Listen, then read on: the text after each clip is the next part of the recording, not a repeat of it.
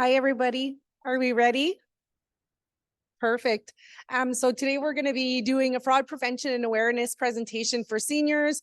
I know that some people may not be seniors, but just to let you know that the information within this presentation is good for everybody, okay? So my name is Stephanie. I am the Senior Support Unit Coordinator at the Canadian Anti-Fraud Centre, and we're actually just based out of North Bay, so it was an easy drive for me today. I actually live in Sturgeon Falls, so very easy drive for me this morning or this afternoon now anyways. So what we're going to be talking about today is who the Canadian Anti-Fraud Centre is, what mass marketing fraud is, the tools of the fraudsters, so the top solicitation methods and the top payment methods, the top reported frauds, the impact of fraud, and how to report fraud. I know that some people may have questions during the presentation or may want to share stories of something that may have happened to them, but we'll try to hold that until the end because I know that a lot of the questions will be answered throughout the presentation, okay? If there's something that you absolutely want to share, please interrupt me, but if not, we'll keep it till the end. So who is the Canadian Anti-Fraud? So like I said, we are based out of North Bay. We are joint forces. We are actually led by the RCMP, but we're in partnership with the Ontario Provincial Police and the Competition Bureau of Canada. Our day-to-day operations are actually led by the RCMP, but I'm an employee of the OPP. So the Canadian Anti-Fraud Centre, we're a central repository for fraud information and resource materials as it relates to fraud. So our goal is to assist citizens and businesses overcome what has happened to them. So we do not do any investigations, but we support law enforcement all over the world with their investigations. We can share information with anybody across Canada and around the world. So the next slide is, what is mass marketing fraud? Oh, sorry. Whoop, whoop. Not used to the remote and the microphone, sorry. So what is mass marketing fraud? So as the oh, I can't talk. Okay, hold on. Breathe a little bit. Okay, so what is mass marketing fraud? The Criminal Code of Canada said that fraud is an offense which is compatible to theft. However, it requires an element of deceit or a false representation, such as attempting to defraud the public or any person of their property, money, or any valuable service. So we have 3 different units at the Canadian Anti-Fraud Centre. So our first unit is the Fraud Prevention and Intake Unit. So we call this one FPIU. So their role is to take all the reports. So whether it's by telephone, by fax, by mail, by our website, or often police will send us the reports as well. So they input that into our database to make sure that we have all the information that we need in there. I know some people will report the fraud on our website, and it is a little complicated. So sometimes they're not sure if they've actually entered the correct information or not. But don't you worry, because the FPIU will take every single one of those reports and they'll go through them before they're uploaded to our database. So if you've made a mistake, they'll correct it before it's uploaded to the database.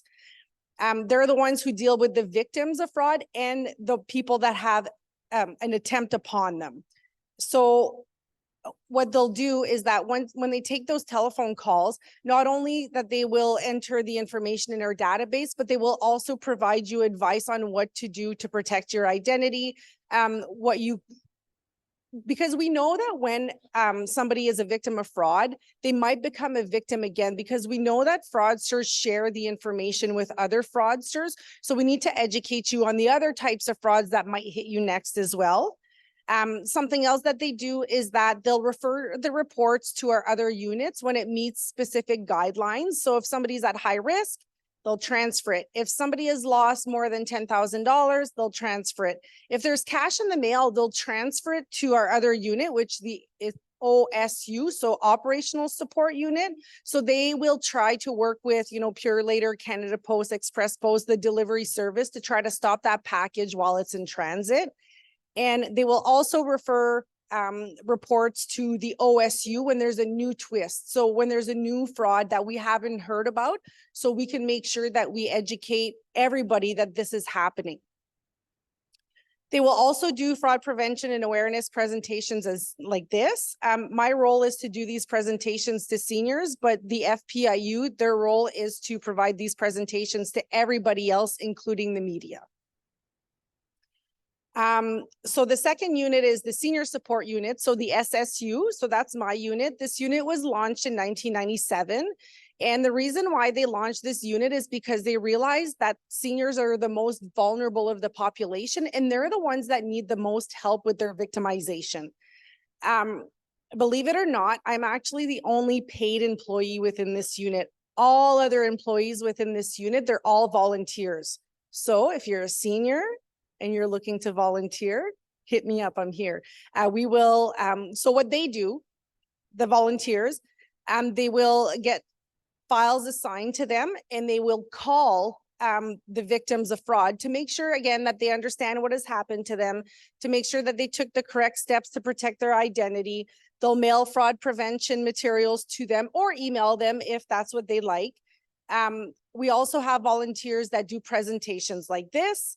We have 2 volunteers, one in South River and one in the Toronto area, that do presentations as well. So that's really good. I can't do them all. There's so many. So I'm very happy to have them on board. They'll do special projects. And when we say special projects is when our partners, so we have a lot of different partners. So banks, credit card companies, telephone companies, and so on. They will send us reports of fraud, and our volunteers will enter that information into the database as well. And we also collaborate with the other units when needed, law enforcement and our partners. The third unit is the Operational Support Unit, the OSU. They will provide education to law enforcement and our partners. They are the ones who create the investigative packages. So it could either be one or the other. So it could be that we see a trend within our database. This name keeps popping up. This bank account email address keeps popping up. We will do a search within our database, and let's just say we realize that this is all happening in Brampton. Well, we'll create a package and send it to Brampton law enforcement so they can do their investigations. Or it could be the other way around. It could be that law enforcement will come to us and say, hey, do you have anything in your database regarding this person, this bank account? So we'll create that information and send it to them. And like I said earlier, not only in Ontario, not only in Canada, but all around the world. So we'll collaborate with law enforcement everywhere, which is really good because we know that most of the frauds do not start within Canada, right? And the third thing that we do, I keep forgetting to, oops, sorry guys. I flip them on here, but I forget to do it there.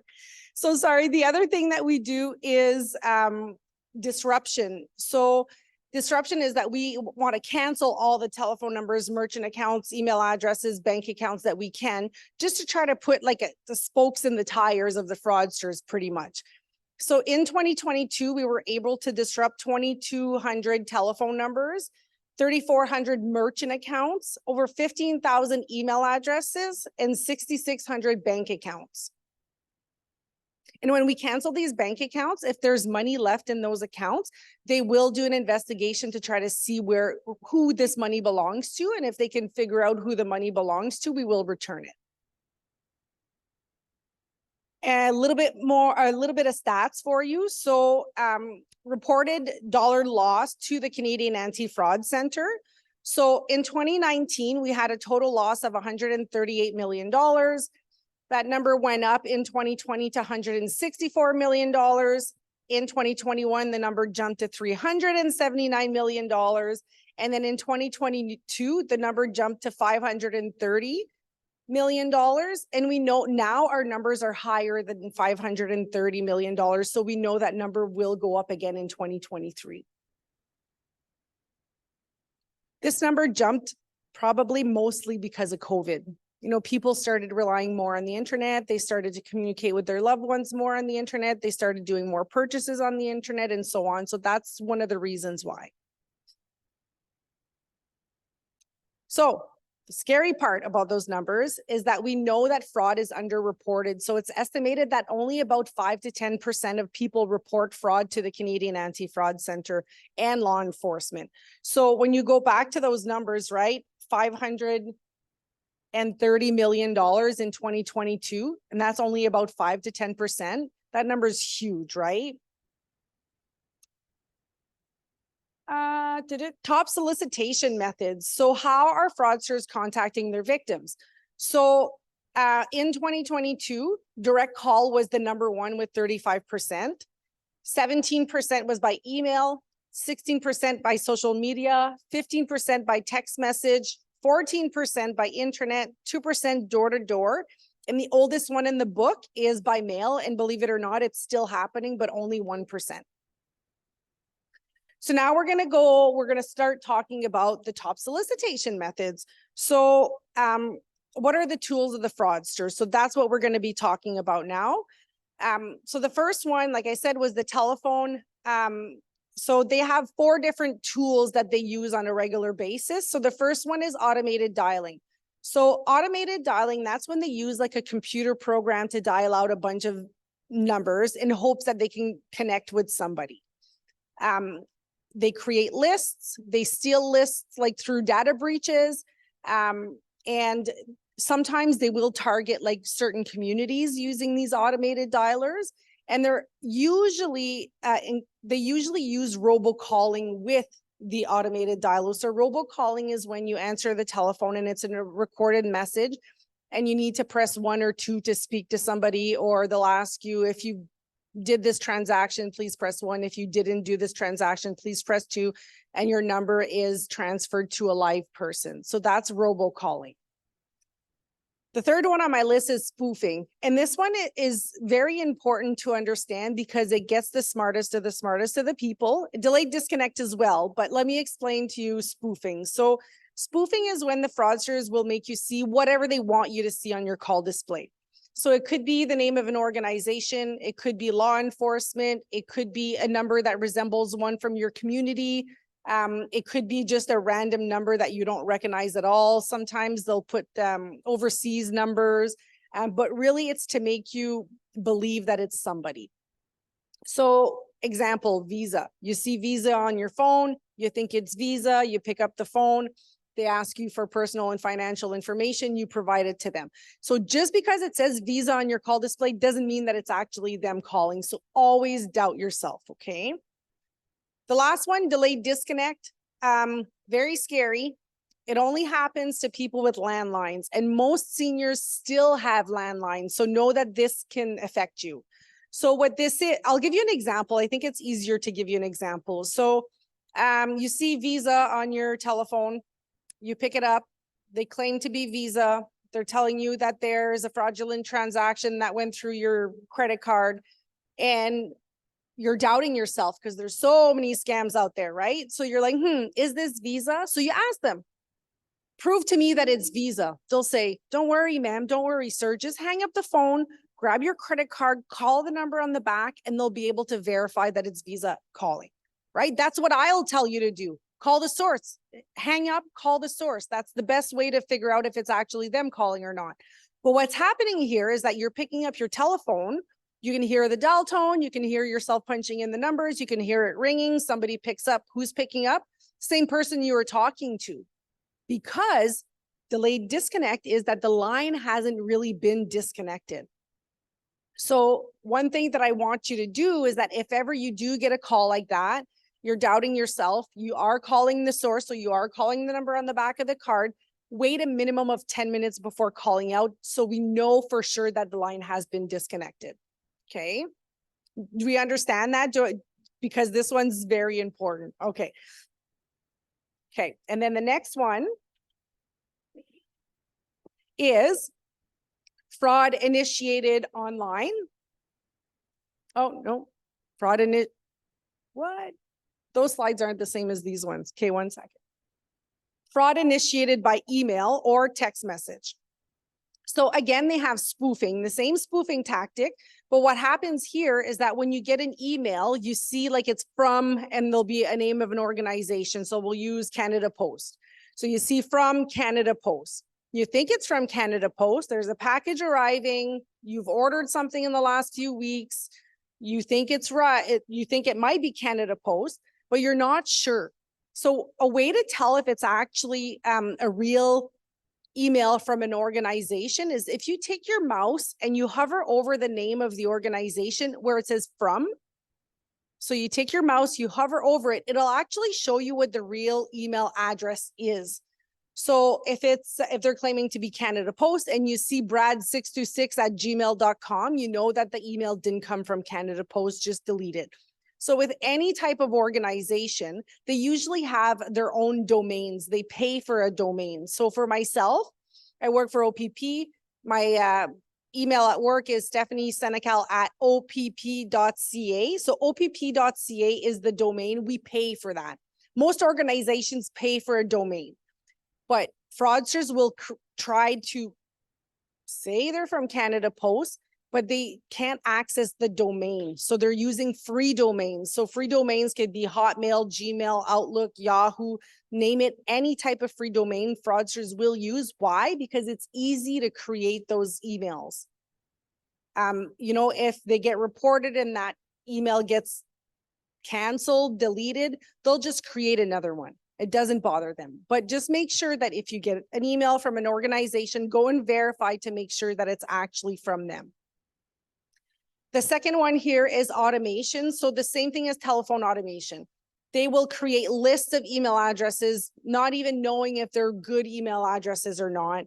And they'll send blasts out of emails in hopes to get one person. So when in doubt, if you get an email and you're not sure, call the number you're familiar with to verify if it's a legitimate email or not. So if they're claiming to be Bell, go grab your bill from Bell and call the number on your bill. If it's Eastlink or TELUS or doesn't matter, never call a telephone number within those emails, okay? Call the number that you're familiar with. And the last one is email compromise. So that is when like your personal email address has been compromised. Usually what happens is fraudsters will gain access to your emails and they'll go through all of your emails and they will try to access other accounts that you have.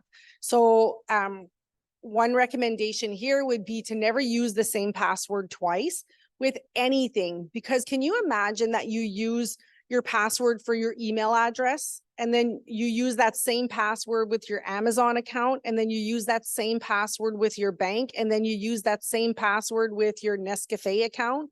What is this fraudster going to do? He's going to go through your whole list of emails, and they will try to go make purchases. They will try to steal your credit card information. So don't use the same password twice, and never save passwords or credit cards within accounts. I know that's the easy way to do it, right? Keep your passwords there, keep your credit card there. You go to Amazon, you want to buy a new, I don't know, comforter. Oh, boom, my address is there, my username, my password, my credit card, you buy it. I know it's easy, but fraudsters will take advantage of that. My dad, he's a senior. And when I started this job, I was telling him about passwords and usernames and how they should all be different. And he's getting a little forgetful, and these passwords and emails were all driving him nuts. He's like, Steph, how am I supposed to keep track of all these? So his girlfriend said, Claude, it's easy. Just take this book and put all of your usernames and password in it. And I think that's a really good idea. I heard somebody else tell me that they take those little plastic recipe boxes, you know, that have all the little cards inside, and they keep all their usernames and passwords in there. One thing though, if you do keep all your passwords in a safe spot like that, don't leave it laying around, because you never know who can break into your home, who can come into your home and steal that box. Okay, so keep it in your room, in the closet, in your safe, under your bed, doesn't matter, just not in sight. The next one we're going to talk about is fraud initiated online. So here we have search engine optimization. So what search engine optimization is, search engine is like Google, right? You go, or Bing, or anywhere you go and search for something. So let's just say you're looking for a flight to Mexico. You go in Google, you write flight to Mexico, and a bunch of websites pop up, right? So the optimization part of this is that fraudsters are actually paying to have their websites show up on the top results. So just because the website shows up first, it doesn't mean that it's a good one. So a few things that you can look for to see if it's a fake website is at the beginning of the website, there should be a little lock, like in the website bar. You look for that little lock. If there's an X, an exclamation mark, a red mark on that little lock, don't go on that website. Something else is that it'll say HTTPS. If you don't see that little S, don't go on that website either. That little S kind of means secure. So if it's not there, don't go in it. It doesn't mean that fraudsters can't have that little S on a fake website, but that's just things to look out for. Something else, if the price is too good to be true, it's too good to be true, right? If it's highly discounted, probably a fraud or a scam. Something else, you can look at like formatting and spelling errors in the website. Often it'll be full of spelling errors. Something else that you can look out for is contact information. How can you contact them? So if they don't have a telephone number or an email address to contact them, that's a red flag. Or something else is that sometimes they'll have too many telephone numbers to call. There'll be one from France, from Ukraine, from Canada, from United States, from England. That's a little red flag too, okay? Second one here, we have pop-ups. So pop-ups, probably the most annoying thing in the world. Number one thing I want to tell you is just X out of those pop-ups. I know that, the other day I'm on Facebook, I'm just, scrolling, I'm bored, and this recipe pops up and I'm like, holy geez, that looks so good. You want to click on them, but if you click on them, they might lead you to a fraudulent website, or there could be viruses or malware within that pop-up. So just X out of those pop-ups. If ever, for whatever reason, you can't get out of the pop-up and you don't know what to do, just shut your computer off. You can go Control-Alt-Delete, shut your computer off, or just press the power button until your computer shuts off. The other thing that, like with the scarier pop-ups, I'll say, if you're really worried, unplug your internet. If there's no power to your computer and there's no internet in your computer, fraudsters can't be in there. And when I say scary pop-ups, sometimes they're like explicit pop-ups, or sometimes it could be like a tech support pop-up where your whole computer screen freezes and it'll say warning and you need to call this number because there's a virus that's been embedded in your computer. That too, it's not true. If ever you see those pop-ups, they're not true. But if the fraudsters were able to put that pop-up on your computer screen, that means there is a virus in your computer. So even if you shut your computer off and you unplug the internet, if you decide a week later you're going to turn that computer on, the virus is still in there. So you need to make sure that you bring your laptop or tablet or whatever you're using to a technician to make sure that they remove all those viruses, okay?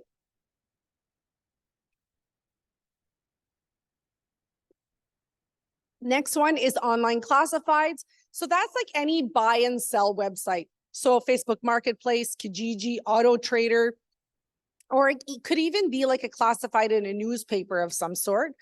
So this one works both ways. You could be the seller or you could be the buyer. So example, if you are the seller, somebody will approach you. They'll want to buy your product. There's so many different variations of this.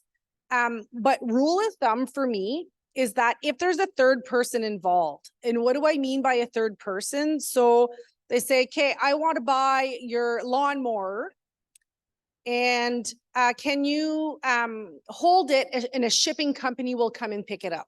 There's a third person involved.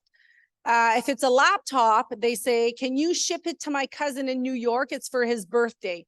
Third person involved. You're selling, I don't know, a computer desk.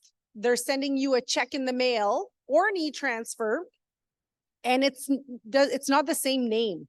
So you are selling it to Bob, but this is Susie.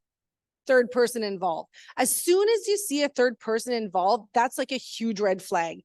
But with the e-transfers and checks that you receive, often they could be providing you an overpayment. And that's with a lot of other frauds, not just this one, but if ever there's an overpayment, so you're selling the laptop for $500, they send you $5,000. Whoops, they made a mistake. They'll say it. Sorry, made a mistake. My secretary wrote the check for $5,000 instead of $500. Please keep $100 for your troubles, and please redirect the rest of the funds back to my secretary.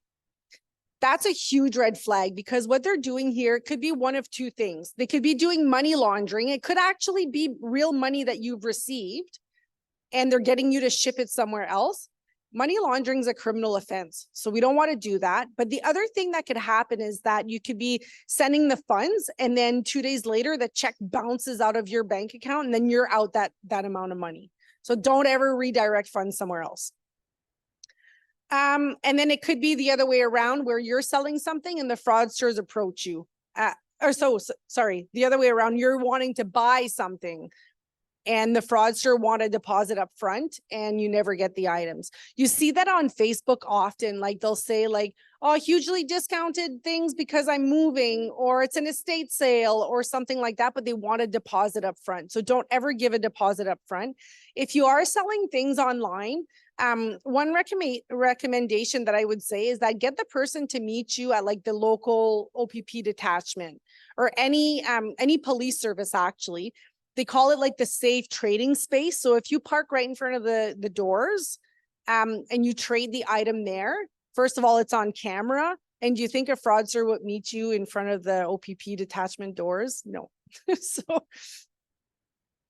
okay, next one, fake websites, fake information. I kind of said that already. We know that fraudsters will create fake websites. They will steal photos and paragraphs, telephone numbers, addresses from legitimate websites, but most often the items will be highly discounted. And then the last one on my list here is stolen credit cards. So we know that fraudsters use stolen credit cards on a regular basis to purchase tickets to a sporting event or an event, purchase things online. I mean, anything, right? But the one thing that I want to say is that if you are to make a purchase online, we do recommend that you use your credit card. They have the best protection for you. You know, if you are ordering, I don't know, what are we ordering online? A Dyson vacuum, and you don't get it, or you get something else completely different, which happens often, or, you know, you get the item and it's broken. If you call your credit card, they will protect you. They will refund you. Sometimes they need to do their own internal investigation. Sometimes they will ask you to provide pictures and things like that, but they will refund you. Okay, next one is fraud initiated on social media. To be honest, I never know what to say in this slide because there's so much to say. Like, there's so many fraudsters online. They create fake accounts. They have social media bots. What social media bots are is like fake accounts that have been created that are pushing out fake advertisement. And it's not really somebody sitting there doing that. It's more of a computer that's spitting out posts or replying to people's posts. Or one that we hear about often with the social media bots is if somebody's talking that they've been scammed online, a social media bot will push out a message saying, oh, you got scammed. I know how to get your money back. Call me or message me. And then the other one is email compromise. That's when your personal email address has been compromised. Again, use those passwords, make them complicated. And if any website, not just social media, but any website, if they have that double authentication on their website, please use it. And what the double authentication is, could be a few different things. Most popular ones would be that they, like, you log into a website, they send you a text message with a code, and then you need to put in that code to be able to log into your account. That's one. Another one would be where they ask you questions, you know, what street did you live on as a kid? Or what was the name of your favorite pet? Those are double authentication. I know they can be a pain as well, but they've implemented those to protect you. So use them as much as you can. And the next one is advertising. Most popular advertising on social media right now where people lose the most money is investments, price scams. And another one that's very popular is where there's like a free trial of some sort, you know, only pay the shipping. Those are all types of frauds, but there's so much more there's so much more fraud on social media. So few more things, I guess, is if ever you get a message from somebody that you know, they're asking for help, you know, ask them a security question. And again, that's with any type of fraud, right? So you've been playing cards with Betty all your life, and she now asks you for a favor. You're like, oh yeah, what's up? How can I help? And she asks you for something. And if you're doubting yourself just a little bit, ask her a personal question. When did we play cards last? If it's a fraudster and he can't answer that question, he won't talk to you anymore. If you get a friend request from Betty and you're like, oh, I thought she was already on my friends list, you need to question both of those Bettys to know which one is the real Betty. Okay. Sometimes it could be that, I invested money with this company and made a bunch of money. You should try too. Or it could be, I saw your name on a prize list. Here, click here to see for yourself. Or it could be, I'm stuck in Mexico. I missed my flight. My credit card won't work. Or it could be, it's my granddaughter's birthday and I'm stuck in the hospital. Can you buy a gift card for her? It could be anything. They need help unlocking their account. I mean, every single message that you get on Facebook, if you're like, doubt yourself, ask that security question, okay? I mean, there's so much more. Another one that's popular is that their fraudsters are putting posts up that pull at your heartstrings. So what I mean by that is like children that are missing, or an animal that's been hit by a vehicle, they're looking for the owner, or a missing animal. So that pulls at your heartstrings, right? So people share. And after it's shared an X amount of times, fraudsters will change that post to something else. So if you're sharing stuff on Facebook, make sure that it's from somebody that you actually know, or it's from a legitimate source. It's from the OPP, it's from APS, it's from somebody that is actually legitimate. If you don't know the person, don't share it. The next one is fraud initiated by mail or in person. Like I said, this is the oldest one in the book, but it's still happening. The most popular ones here would be that you get a letter advising you that you've won a prize. Usually Publishers Clearinghouse or Reader's Digest. It's usually a huge amount of money, like $70 million in a BMW or a Ford truck. There's usually a vehicle involved. Another one that we hear about is that you've inherited a large sum of money from a long lost relative. I actually got that letter, and it was kind of funny because I got it.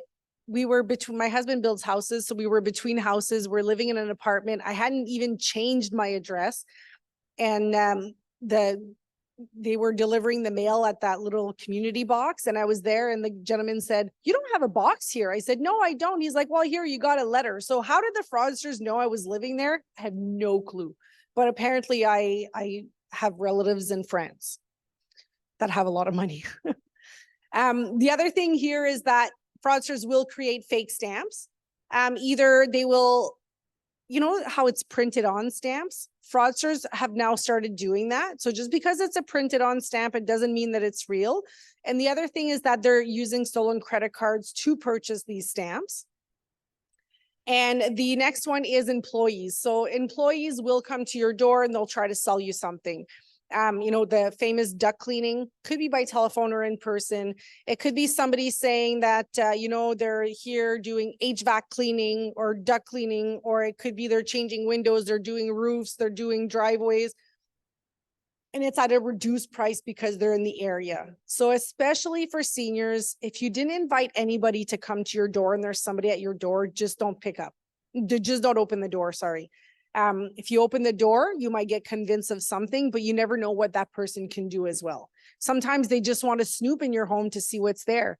Sometimes it could just be a random person, saying that their socks are wet. Can I have a new pair of socks? And while you go get a pair of socks, they're in your wallet stealing your credit card. So if there's somebody at your door that you didn't invite, don't let them in. The next one is, now we're going to talk about a little bit of stats. I'm not going to go through this page too much. One thing I want to tell you though is that the first one is identity fraud. The second one is phishing. And about midway, we have personal information. Not sure if you can see or not, but they don't have a dollar loss. So that is because these fraudsters are not there to steal your money. They're there to steal your personal information and financial information. So that's usually what happens with identity fraud, phishing, and personal information. I'm going to skip to the next slide because it resembles this one a lot. So top 10 frauds for seniors. These numbers are only for seniors. So the first fraud is investment. We had 820 victims last year with a total loss of $78.6 million. That's crazy, right? The next one is romance scam, 291 victims with a total loss of $19.5 million. And the third one is the service scam, 1,669 victims with a total loss of $8.6 million. So I'm going to give you a second to just look at those numbers. If you're not sure what the scam is, don't you worry, because I'm going to tell you what they are in just a second.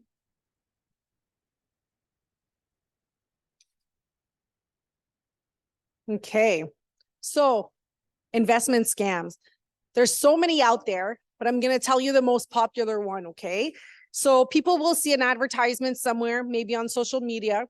It could be a news article that they saw on the internet. It could be a friend on Facebook telling them that they made a bunch of money using this investment company. It could be, I don't know, so just a friend telling you that they've made money. So what happens here is that you will go to a website and you're actually the one giving them your telephone number and your name because you're interested. So you give them the telephone number, a private investor will call you and they convince you to invest just a little bit of money, 250 bucks. So they will make you create a cryptocurrency account. So a lot of times with the seniors, people don't know how to create these accounts, but these fraudsters are so nice that they will help you create that account. They will remote access into your computer. They might be stealing your personal information, but they will help you create this account. So what this account is like cryptocurrency is very complicated. I've been to many seminars and I still don't understand it, to be honest.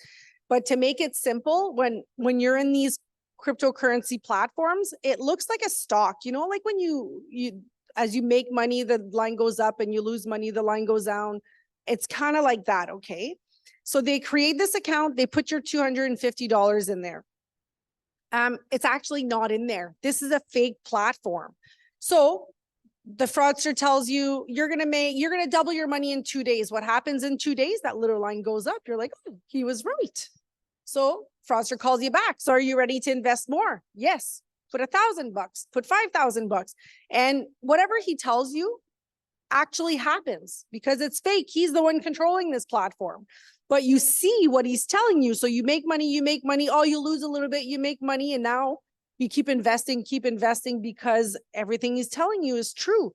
So sometimes people will invest all their money in there.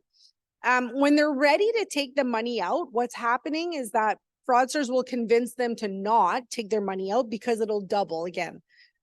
But if the victim is like doubting themselves a little bit, they'll say, prove to me that it's easy to take the money out because you've been telling me this from the beginning, it's easy, but we've never done it. So the fraudsters will be sure. They'll put $1,000 back in your bank account and you're like, oh, you know what? It was easy. It just took 24 hours and I got my money back. So at that point, people will invest more and more. So by this point, sometimes you've made $1 million. You're like, oh, okay, I have enough money for the rest of my life, my family, my grandkids. You want to take your money out. But as soon as you want to take their money out, the fraudsters will say, now there's fees to be paid before you get that money. But these fees have never been discussed at the beginning. And the reasoning behind that is because the fraudster says, well, I didn't think your money was going to go over $1 million. These fees only apply if your money's over $1 million. So now there's commission fees, lawyer fees, taxes, service fees, all these fees. And even if you pay these fees, you don't get your money back. That's just another tactic for them to steal more money from you. So that's investment scams. And let me tell you, they're quite complex. It's very sad to see this one because, like I said, people lose most of their money or all. The next scam we're going to talk about is romance scams. And I know a lot of seniors will say, you're not going to catch me in one of those, but it happens more often than you think. It does. So usually what happens is that you're either on a dating website or on social media. Dating website, it could be any dating website. It doesn't have to be Tinder. It could be Christian Mingle. Fraudsters are everywhere. Believe me, I've seen it. So often, you start talking, nothing too serious. Your lifestyles are very similar, because fraudsters do their research. Oh, you have 3 grandkids. I have 3 grandkids. You like to go to Cuba. I like to go to Cuba. You like to go canoeing. I like to go canoeing. So their lifestyle will mimic each other's. Often the fraudster will be very good looking, will claim to make a bunch of money. Usually will be working overseas, either on an oil rig or in the military, where they have limited access to their money and the internet, because if they don't talk to each other for a few days, they have an excuse. But then for whatever reason, there'll be a sad story. Something happens and they need to borrow money. So the stories that we hear most often is that they have a large inheritance coming, and they don't have access to their money, so they can't pay the lawyer fees. So they're promised to refund the money. That's one. Another one that I kind of giggle about, but it does get people, is that they have gold bars and they can't deposit the gold bars in the country that they are. So they need to ship them to Canada, and they're going to ship them to their girlfriend or boyfriend in Canada. But the package is stuck at the border, and there is a bunch of Canada border service fees, taxes, duties to be paid on it. And people get caught like that. Sometimes, their loved one will be in an accident. They can't pay the medical fees. Honestly, these people are good. They can talk to you for years before they start asking for money. But once they start asking for money, they'll take everything they can from you. I dealt with a lady not too long ago from this area, and she had just lost her husband. She was still sad, but met this gentleman, and she ended up giving him $45,000 within the first few weeks of them meeting each other. And I couldn't convince her. Like part of the senior support unit is we call victims and try to convince them that they're victims. I couldn't convince her. She needed proof. She needed proof of everything. And it's hard. We can't prove much, right? So I said, okay, Claire, send me a picture. That's not her name, by the way. She sent me a picture of the gentleman she was talking to. And I couldn't believe my eyes when I actually did the research that I did. So you can actually use Google and do a reverse image search. So I put his picture in Google, and a whole bunch, like when I say a whole bunch, there was like over 50 Facebook accounts with that guy's name and picture. No, sorry, picture and a whole bunch of different names. So not only that he was frauding Claire, he was probably frauding 100 other people at the same time. So don't ever send money to somebody you've never met in person. Please don't, please. Next one, extortion.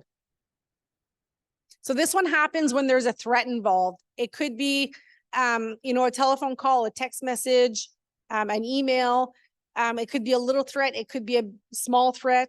Ones that we hear often is any type of company that you deal with, like any type of account, like your telephone, your internet, your TV, your hydro, your whatever. They'll call you and say that you have an overdue bill. And if you don't pay the bill immediately, they will shut your service.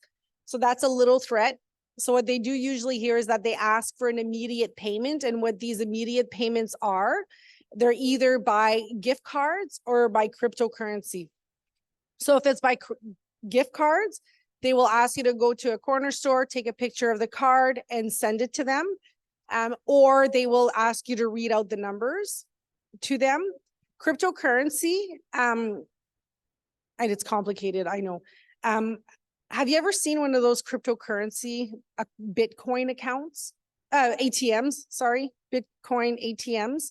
So they look like an ATM machine where you take your debit card and you put it in, you punch in your number, you get money out. They look just like that, but instead is that you're putting money in and it's spitting out a receipt with a wallet number. So fraudsters will ask for this as an immediate payment. They're kept in Circle Ks. They're usually black and yellow. They usually have a scam warning on them. And believe it or not, there's a website out there that'll tell you where every single one of them are. So as soon as fraudsters call you and they know you live in Garden Village, they'll say, okay, the closest one to you is the Circle K on Algonquin Avenue in North Bay. They'll know exactly where it is. They will send you there because they do their research, right? So never make a payment by cryptocurrency or never make a payment by gift cards for this one. Another one that we hear often with this one is the social insurance scam. You know, you get an automated message saying that your social insurance number has been compromised. If you don't follow instructions, you can go to jail or something like that. So that's part of the extortion scam as well. Next one is service scam. I'm not going to talk about this one too long because I kind of said it already, but service scam is a scam that somebody will help you with something pretty much. So the tech support scam, remember the pop-up I told you about? That would be part of the service scam. Or the tech support, it could be a telephone call that you get saying that there's a virus in your computer. They'll want to gain access to your computer to remove the virus. I don't know if I've said this already, but never allow anybody remote access into your computer. Fraudsters know exactly what they're doing. So when they are in your computer, they are there searching for something. Your social insurance number, a picture of your driver's license, your credit card number. They might even gain access to your bank accounts. Never allow anybody remote access to your computer. The other one is a low interest rate. So not just low interest rate on credit cards, but it could be a company like your telephone company, your telephone computer, can't even think anymore, your telephone, internet, anything that they will lower your interest rate or lower your bill, okay? And then the next one is home repairs and products. Said that already. They'll come to your home. They'll give you a call saying that they can do repairs to your home at a lower cost than normal. The next one is bank investigator scam. It's called bank investigator scam because before it was just banks. Now it's any account that you have. So Amazon is an example of this. So they will call you and say that your account's been compromised. They think they know who it is, but they need your help to catch the criminal. There's so many different variations of this. And let me tell you, these fraudsters are good. You know, they are professionals. They will answer any question that you have. They will do their research. They will know where to send you. They will, they know everything. So if ever you get a call from anybody that says they need your help to catch a criminal, it's not true. It's baloney. Don't believe them, okay? Next one. Prize scam. Talked about this one a little bit already. So it could start by email, mail, telephone, social media, could be a pop-up. So for this one, again, Publishers Clearinghouse and Reader's Digest are the two most popular ones, but we've heard Tim Hortons, Shoppers Drug Mart, we've heard all of them, okay?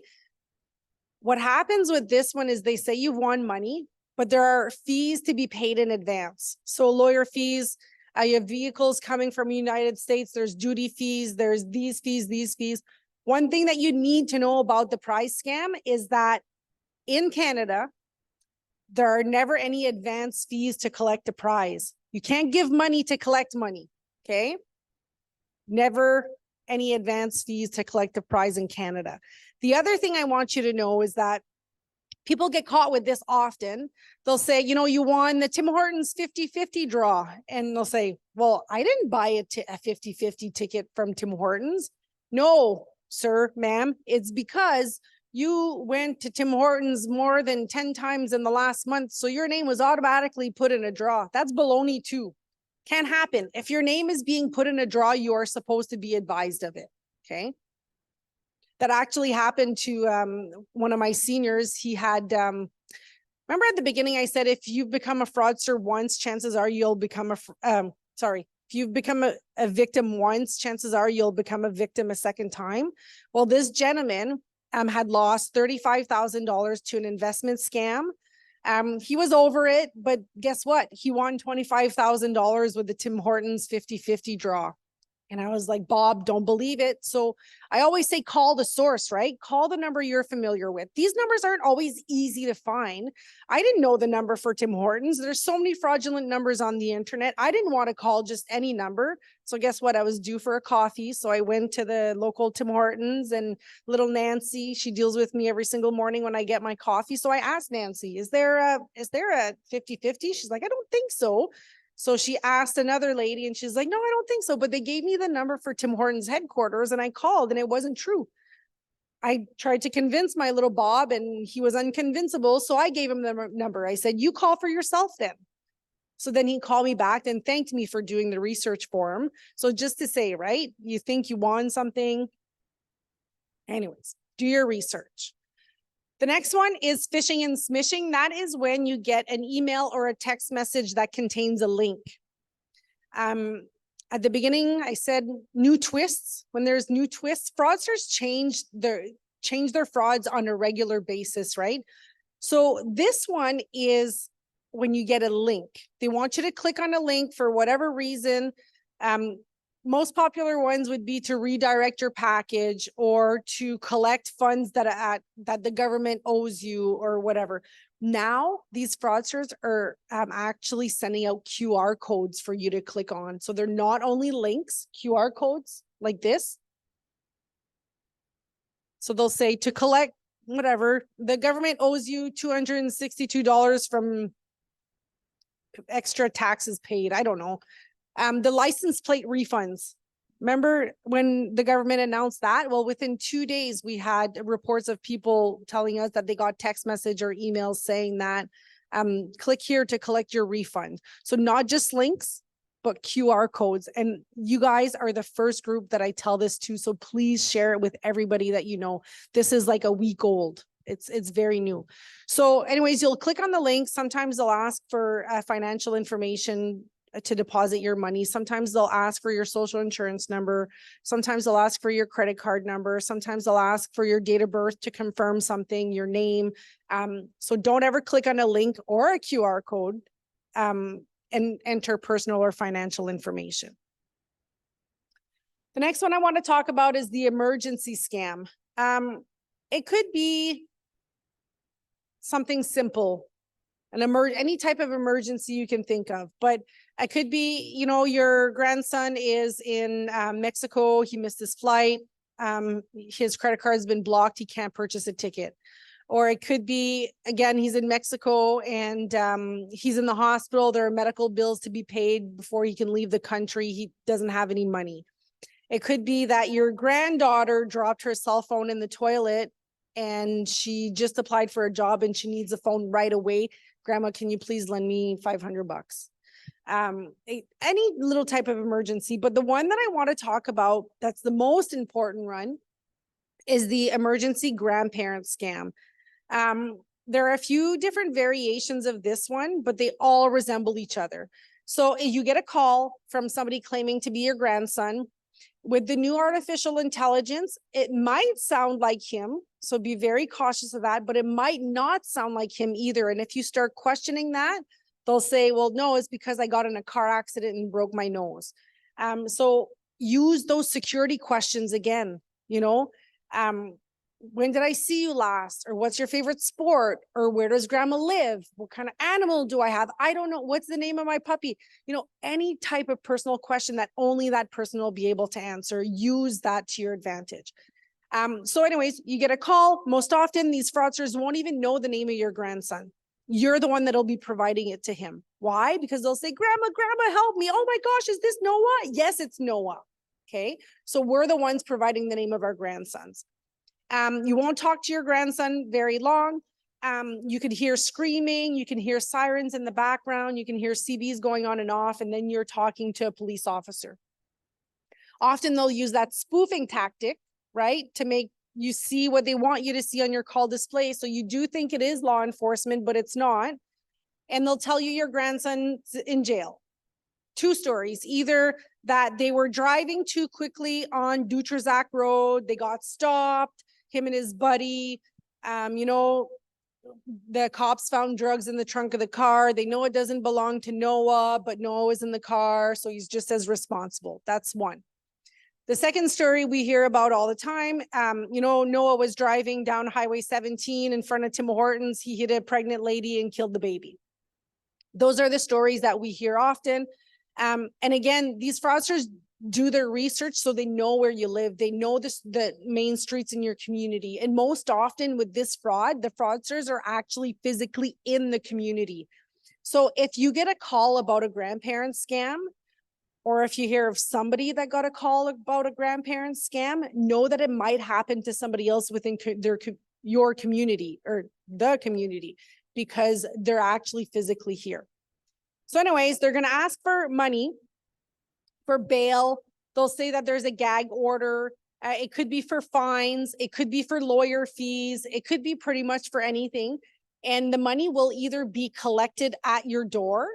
They'll tell you to put the money like in an envelope underneath your doormat, between the doors and your mailbox, in a shoebox, or they'll ask you to ship it somewhere. Again, put it in a book, put it in a shoebox and ship it somewhere. Something new with this scam as well, because fraudsters realize that they can't access those senior residences. So now they're sending taxis or shipping companies to collect the money there. Almost done. Thanks for being patient. I know it's long. Okay, next one is identity fraud and identity theft. They kind of sound the same, but they're a little bit different. Identity theft happens when your information has been stolen or compromised. So it could be through like a data breach, or it could be that you've lost your wallet or somebody has stolen your wallet. But identity fraud happens when the fraudster is actually using your information. So what are they doing with this information is they are applying for credit cards, or they're opening accounts with like, most popular one would be like a cell phone account. They just want the cell phone, and then they close the account and they keep the phone, and you're responsible for those fees. And then the next slide is fraudsters target previous victims. I already said that.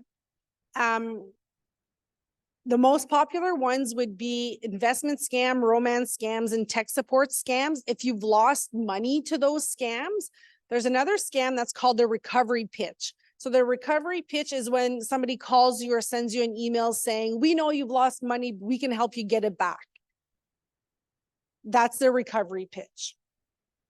We want you to keep yourselves informed on the frauds that are happening, even if you've been a victim or not. And the best ways to do that is the little booklet that I brought. Bring one of those with you. I have magnets and bookmarks as well. In the book, there's about 10 different scams, some of them that I mentioned today and some of them that I didn't. But there's also our website. So if you're familiar with the internet and you're okay with the internet, go to antifraudcenter.ca. And there's like a list of like another 80 different types of frauds. And then I'm going to skip that one. So what to do if you are a victim? So we want you to gather, first of all the information that you have. So how did it start? When did it start? The names of the people, the telephone numbers, the websites, the email addresses, the bank accounts, whatever you have, we need that information. Put it all in order. Second thing we want you to do is contact the two major credit bureaus, Equifax and TransUnion. The reason why we want you to contact both of them is because they're both responsible. They're responsible for different financial institutions. So what they will do is that if somebody is actually applying for a credit card or credit under your name, they will be able to flag you and let you know, or ask you, did you apply for this credit card? No, and they'll cancel it. Or sometimes they could just put little flags on your account. So wherever you're going, let's just say you're applying for a Home Depot card, Home Depot will be able to see that there's an alert on your account. You can monitor your credit yourself with Equifax and TransUnion, but you can also place alerts with them. The third and fourth thing is we want you to report the incident to your local law enforcement, and we want you to report the incident to the Canadian Anti-Fraud. Sometimes people will call police and they'll say, oh, we're not taking a report for this. So rule of thumb for me is that if you've lost money, we want you to report it to both. But if you haven't lost any money, just report it to the Canadian Anti-Fraud Center. And then step 5 is we want you to review your financial statements and notify them of any suspicious activity. That's all the time. You should be doing this on a regular basis. The sooner that you realize there's something wrong with your account, the sooner that it can be fixed, right? Step 6 is we want you to notify your financial institution and credit card companies and change the passwords to your online accounts. Step 7 is if you suspect that your mail has been redirected, contact Canada Post. The reason why we say this is because if your identity has been stolen and somebody's applying for a credit card, where is that credit card going to be shipped? To your home, right? So they have your IDs, so they can contact Canada Post and get your mail sent somewhere else. So then they'll actually have the physical card. And then step 8 and 9, we want you to notify your federal and provincial identity document issuing agencies. So the government, right? So if your passport has been compromised, your driver's license has been compromised, let them know, they will change it. There's only one type of ID that's irreplaceable. You have it for life. So that's your social insurance number. Okay. Don't share that number with anybody unless you 100% have to. You know, the government wants that number. Your bank wants that number. Your job wants that number. But if you're applying for a cell phone and they want 2 types of ID, try to veer away from your social insurance number if you can. Something else is that we do not want you to keep that card in your wallet, in your car. We want to make sure that we protect that number, right? Because you have it for life. So keep that card in your safe, in your freezer, in your underwear drawer, as long as it's not on your body. That's where we want it to be. So again, how to report fraud, your local police and the Canadian Anti-Fraud Center. Again, on those booklets and those magnets, our numbers and website is there.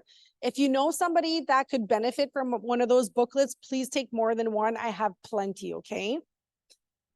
And then there's 3 slides left, okay? I probably said every single thing that's in the next 3 slides, but I'm gonna say it again. So how to protect yourself.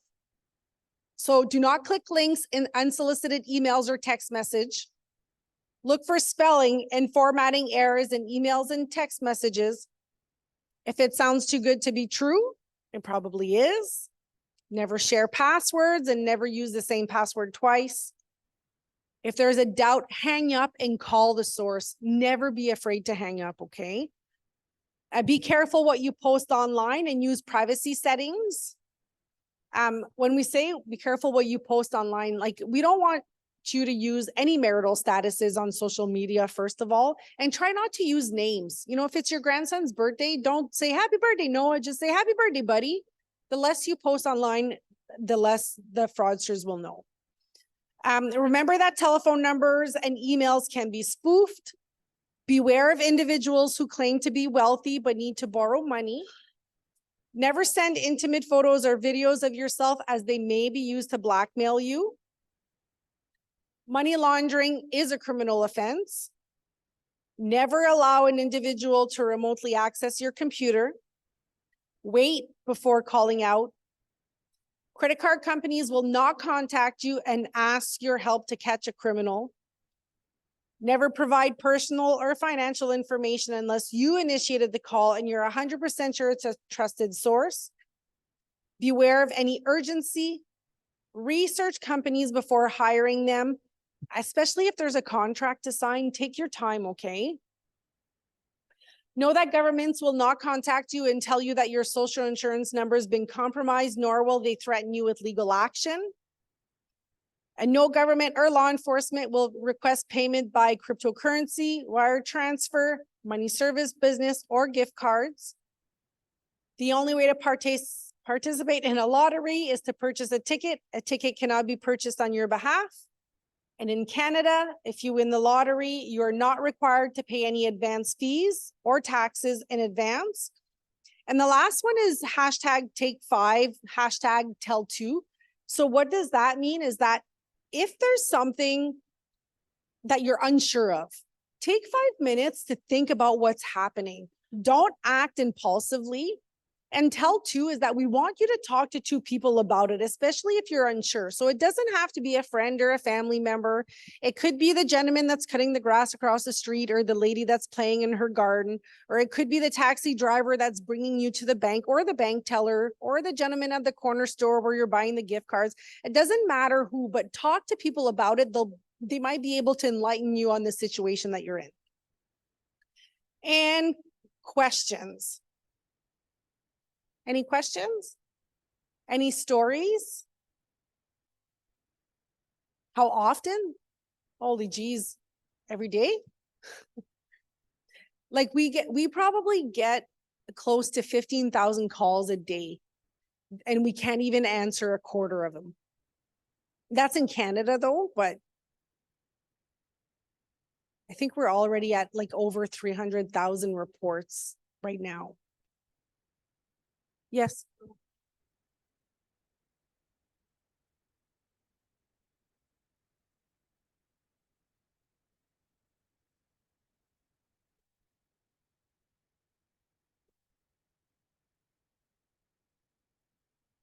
Yeah, so that would be,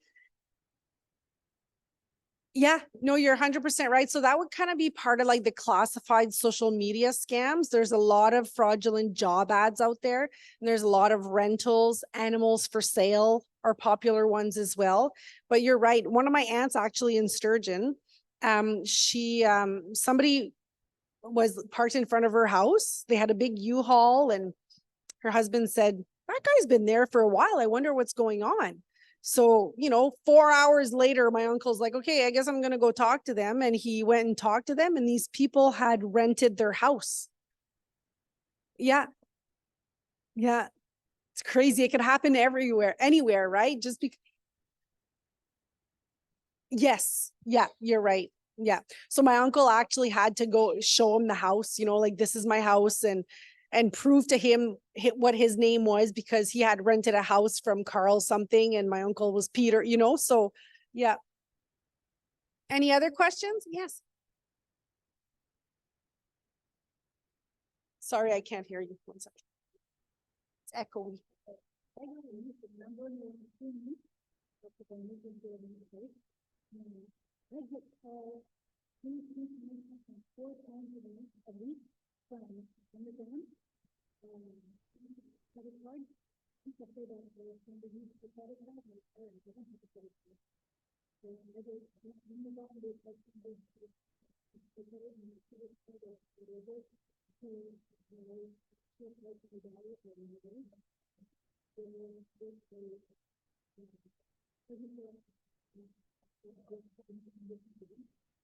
Okay, so she was just saying how she just got a new telephone number, and she's getting a lot of fraudulent calls since she got that new telephone number.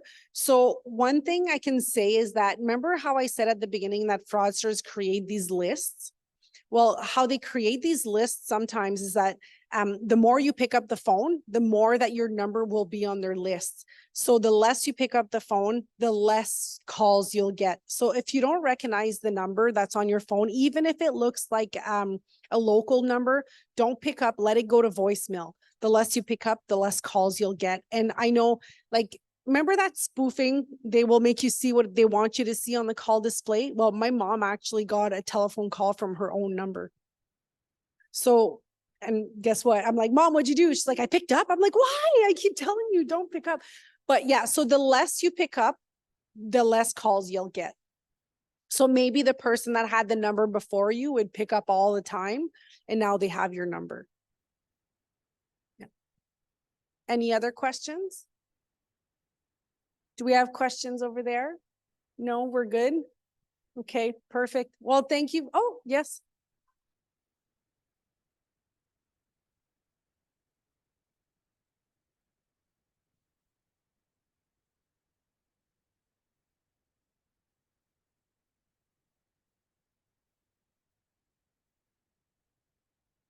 Yeah, no, 100% right. And that's where they get you, right? Oh, you think you're getting money back? People get all excited. Oh yeah, here, I'll give you my card number. If it's really true, send me a check or refund it on the card that I paid with, you know. And sometimes even if they know the last numbers of your card, it doesn't mean that it's true, right? Like, or, oh, I know the first four numbers of your Visa card. Well, most people, their Visa cards all start with 4520, right? So that's how they play with you a little bit. Some people will say, how do they know my name? Well, it's easy now with the internet. Or how do they know my name and my date of birth? Well, maybe you gave your date of birth at one point or another. And because fraudsters share information with other fraudsters, they may know that your name is Shelly, your date of birth is whatever, and they may not be able to do anything with it, but they'll sell it to other fraudsters. And then they'll say, oh, hi, Shelly, this is Visa. You know, I need whatever, right? But they have a little bit of information. So they're always seeking a little bit more, a little bit more. Any other? Yes.